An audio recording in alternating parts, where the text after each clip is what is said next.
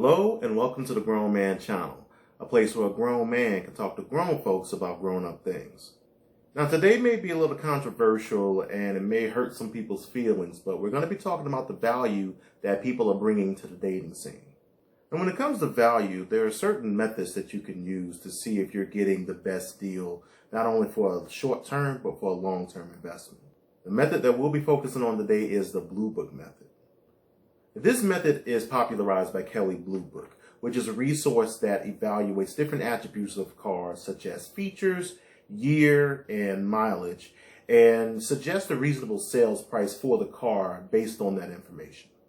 Now, the Bluebook has been pretty reliable when it comes to determining if someone is selling you a car at a reasonable price. For example, if someone is trying to sell you a 2001 PT Cruiser with no air conditioning and 300,000 miles for $10,000, and you're not sure if that's a bad deal or not, the Bluebook will confirm that for you. Now, in a way, this method can be applied to people depending on the attributes that one may deem to be truly valuable in a relationship. We're going to be breaking down why this method may be used when evaluating who you date, how certain attributes have value on a very basic level, and how one can apply this method of value when dating. So hit that like button and here we go. Now, for some people, they know enough about cars to look at the attributes and give it a test drive before making a decision to buy the car without having to look at the Bluebook. They have enough experience to be sure that they're making the right choice. This can also be applied to people. I mean, after talking to someone for 20 minutes, grown folks should have enough experience to know if that person is worth any more of their time.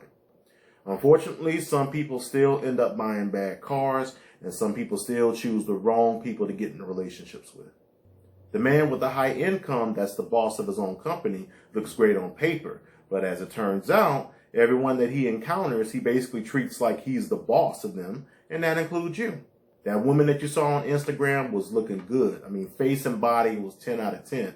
But little did you know that after getting with her, that she was still going to be on Instagram trying to get every man's attention the same way that she got your attention. See, here's the thing. There should be more of a balance when it comes to the value that someone brings to a relationship. If one thing is great and the other thing is lacking, you may end up spending most of your time compensating for what's lacking rather than using that time to build together. Ultimately, your experience with someone can be like a number on the dating system. I mean, when it's high, you pass the dating game with honors. But when it's low, you're going to need to study a little harder next time. We all need to take the opportunity to be honest with who we're dating. And using the Bluebook method could be the way to go. Now, before we take a deeper dive, let me acknowledge those with sensitive butts. This video is not meant for you to feel like a number or a grade. It's not meant to feel like you're being judged by someone's ego. It's just a method to make you evaluate what is truly important to you in a relationship. It's a way of gauging a person's attractiveness, personality, affinity for financial security, and possible liabilities in order to evaluate the probable experience of having a relationship with that person. You don't have to follow the scale that I'm presenting. You can make up your own scale if you want. You don't have to accept or dismiss anyone based on the value that they end up with. This is just an opportunity to be honest about what others are bringing to the table and how others may see what you're bringing to the table. So what are some of the things that are valuable and why? Well, obviously there's value in physical attractiveness, and attractiveness is determined on a psychological and biological level. When we're attracted to someone's face and body, we subconsciously equate that with having good genes. And if we were to mate with this person, we would most likely yield the best offspring. Physical appearance is also a good sign of health and longevity.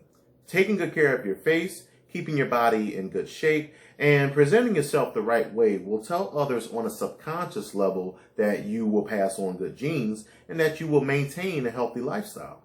This is why bad hygiene is such a turnoff for grown folks, because it causes the opposite effect, where you're subconsciously questioning that person's health in the long run and their accountability as an adult. Now, if you're aware of someone's bad hygiene, you're not going to want to be seen with them around your family and friends because this is going to be a reflection of you and your choices. As humans, we also value a good personality. We're seeking others that will have an affinity to contribute to our overall well-being, especially on a mental and emotional level. We need someone that can fill in the gaps when we're not at our best and vice versa. We want someone who is attentive, hardworking, trustworthy, with open communication. See, a long-term relationship should be looked at as a partnership, and you need someone that you can work with. If your partner is lacking certain personality traits, it won't feel like a partnership as much as it will feel like a parent-child relationship. You'll be spending most of your time making up for what that person is lacking, and you won't really be profiting from that experience as much as you should. This is why there's value in finding someone with good personality traits, enough to where it inspires you to become a better person. Now, if we're talking about a relationship as a partnership, it's appropriate to bring up the idea of economic stability as a value in a relationship. This doesn't necessarily mean that your partner has a lot of money. It means that they're responsible with it, and they're making the right moves to save it and plan for the future. This is one of those big indications of stability, and having similar financial goals and spending habits should be a main objective. So many relationships end because someone either made too many selfish financial mishaps or they weren't open and honest about their financial activities. Now, on a deeper level, we're wired to do what it takes to survive. This means having enough financial stability just in case things get rough, such as you lose your job or an emergency comes up. This is why there is value in seeking someone that is economically stable. Now that we understand why certain attributes are attractive, let's create a scale to grade someone on their overall value. Again, this is just a scale that I put together. You're more than welcome to do your own. It's just a little something to get you thinking about your dating choices. Also, remember that people can always change and upgrade themselves. So if someone gets a low score, they may not necessarily stay at that score forever. Now, let's start looking at the scale. So what we're going to do is just give that person 50 points. This gives them a little bit of room to gain more points or lose some points. But basically 50 is a fair place to start. Now we're going to evaluate the face. Now we're going to go on a scale of 1 to 10.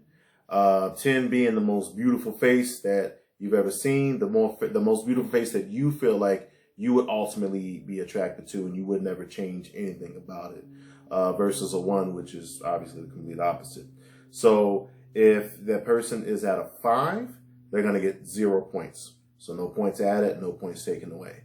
For every point they're at above a 5, we're going to give them 2 points to the overall score. So if you give them a rating of 7 as far as the face goes, that's 2 points above 5. So that's going to be 4 points added to their overall score. All right. So for the body, we're going to do the same thing. Scale of 1 to 10, 10 being the best, 1 being the worst. If they're a 5, they get 0 points. For every point above 5, you get 2 points added to your overall score. If every point below 5, you get 2 points taken away. So if that person, again, if they're a 7, add 4 points to the overall score. If you give them a 3, then take away 4 points from their overall score. Now, for someone's personality, we're still going to do a scale of 1 to 10. But that personality, really, you're going to be the judge of that. If you feel like they are a 10, there's nothing that you would change about the personality, absolutely, then you're going to give them a 10. If they're a 1, obviously there's a lot of things that you feel like could be improved when it comes to their personality, their mental, emotional stability, whatnot. But for every point above 5, we're going to do the same thing. Where if you get a certain amount of points above 5, we're going to actually do 3 points for every point you are above 5. So if you give them a 7, as far as their personality goes, then that's going to be 6 points added to their overall score. Versus if you give their personality a 4, then you're taking away 3 points from their overall score. I think that as far as the overall points go that you're adding and taking away, your personality weighs a little bit more in the long run than your face and your body, ultimately because, you're going to end up with this person for the long term. So that personality is going to be the thing that's going to last, in the long term. All right, so the next thing we're going to look at is economic stability. So we're rating a person based on how they're handling their finances. Do they have a lot of debt? Do they have a plan to take care of that debt? Do they have a plan for saving and investing? Basically, how would you rate their financial stability from a scale of 1 to 10? So similar to how we rated the personality, we're also going to rate the economic stability the same way. So for every point that they get above a 5, we add 3 points to the overall score. So if you rate them a 7, that's 2 points above 5. So that's going to be 6 points added to the overall score. And then obviously if they're under a 5, if they give them like a 3, then that's 2 points below 5. Then that's going to be 6 points you're taking away from their overall score. And for this scale, I'm going to add a few things as a bonus to kind of help, kind of give a person a little bit of, some room to make up for, if they're lacking in certain areas. It's good to add like little bonus things that would be important for a relationship or for your attractiveness to that person. So one thing I'm going to add here to kind of help balance out this scale is if a person has bad hygiene, you're going to take away 10 points overall. As adults, we need to take care of yourself. Take a bath, wash yourself, brush your teeth, take care of your appearance. When you're interacting with people, you want to have that good, aura. And so a bad hygiene is just not the way to be as grown folks. So you take away 10 for bad hygiene. You shouldn't really gain any points for good hygiene because that's just, being an adult means you have hygiene. So negative 10 points for bad hygiene. Now to counter that, I'm going to say if a person is a good cook or if they like to cook, if they're willing to cook, add 10 points. I think it's important to have someone who will be able to fill in when it comes to that. Now, for me personally, I love to cook. I cook for myself. I take care of myself when it comes to that. I don't really order out as much. So yeah, I'm a good cook. I would say that I'm a good cook, and it'd be nice to have someone who can do that every now and then. She doesn't necessarily have to do it all the time, but it's nice to do it, every now and then and fill in when it comes to that. So 10 points for someone who is a good cook and who is willing to cook. Now, the next thing we're going to add as a bonus is if this person has a decently, I'd say, decent, clean house, if they keep their house, decent for a company to come over, I say add 5 points. I know that, like, especially if you have kids, it's hard to keep your house, spick and span and immaculate. But for someone who takes the effort to have their house at least presentable, give them 5 points. For me, if someone ever comes over to my place is always presentable. You don't see dishes all over the place. You don't see clothes all over the place. Because I want to create a place of comfort for the people that, come over and visit. So if you're going to have someone that, you're going to be with on the long term and you keep your house a certain way, you want them to have that same mentality. So if they keep their house decent, give them 5 points. Okay, and to balance that out, we're going to add one more thing to the list. We're going to take away 5 points for someone that keeps a lot of negative people around them. So what I mean by that is, if you're dealing with someone who has a lot of family or friends that have a very negative vibe, they're complaining about everything. They may, do drugs and they just bring this negative spirit around them. You might want to dock this person 5 points. Take 5 points away from their overall score. Ultimately, you don't want something like that to, seep into your relationship or your home. So, you have to kind of, keep that in mind, take 5 points away from that person. Ultimately the people that we keep around us, our families and friends and, those that we choose to keep around us. That's a direct reflection of how we subconsciously feel about ourselves. So if you're dealing with someone that is keeping negative people around them, then that is they're saying something subconsciously they're saying something about themselves. So keep that in mind. Now, if you take a look at that scale, you'll see that the possible grade will fall in a range between -5 and 115.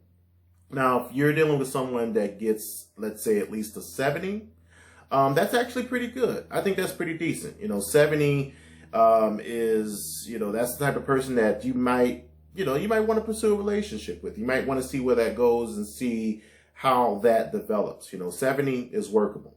Now, if you meet somebody that's at least a 90, go to K Jewelers and put down a deposit now because you're about to put a ring on it.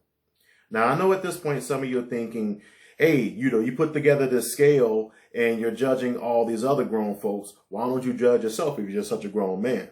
Well, all right, let's put myself through the scale and let's see how I feel I grade as far as all the different attributes on the scale. Now, on a scale of 1 to 10, as far as my face goes, I think I'm a decent 7. I don't think I'm the greatest looking person in the world. I'm certainly not, ugly, I don't think. So I would say about a 7, a decent 7. So let's add 4 points to the overall score. As far as my body goes, I don't think I have the worst body. I could probably, stand to lose about maybe 20 pounds or so. One of my goals I'm working on. You'll see a video about that at some point. But on a scale of 1 to 10, as far as my body goes, I would say maybe a 6. So we'll add 2 points to the overall score. As far as personality goes, I would say I'm about an 8. I consider myself a decent person. I'm hardworking. I'm ambitious. I'm attentive. I tend to want to make people around me comfortable. But at the same time, I'm also honest, and I like to, do what it takes to help those people. So I would say as far as personality, I'm an 8. So we can add 9 points to the overall score. And when it comes to economic stability, I feel like this is where I shine the most, simply because of all the things that I have in place to make myself economically stable and financially independent. I am, from a scale of 1 to 10, I'm going to give myself a 9, simply because the rules that I put in place in my life will basically lead to economic stability for the rest of my life. I'd say a 9 because I still have a little bit of debt, which that will be taken care of early next year. So a 9 will do it as far as my score. So we can add, 4 times 3? So we add 12 points to the overall score. Now, as far as the bonus attributes on the scale, let's go ahead and add 10 points for cooking. Obviously, I love to cook. I make the best Thanksgiving turkey that I've ever tasted. So let's go ahead and add 10 points for that. We'll also add 5 points because I keep my house decent. I keep it clean, so that's 5 points. My hygiene is good. I know when to shower. I know when to brush my teeth. As a grown man, it feels weird to have to say that, but some grown folks, they really don't. So, good hygiene here. And I don't keep negative people around me, miss me with all that negativity. So that's everything on my scale. This means my overall score is a 92. So I'll be waiting on that ring. So that gives you a little bit to think about when it comes to the Bluebook method of dating. In the future, I'll do more videos talking about evaluating your relationships and creating certain standards that will yield the best results for you. Hit that like button and subscribe to see when those come out. Also, leave a comment and let me know what you thought of today's topic and what your scale may look like. I'm always open for discussion. Y'all have a good day, and remember, everything you touch turns to gold only because you make it so.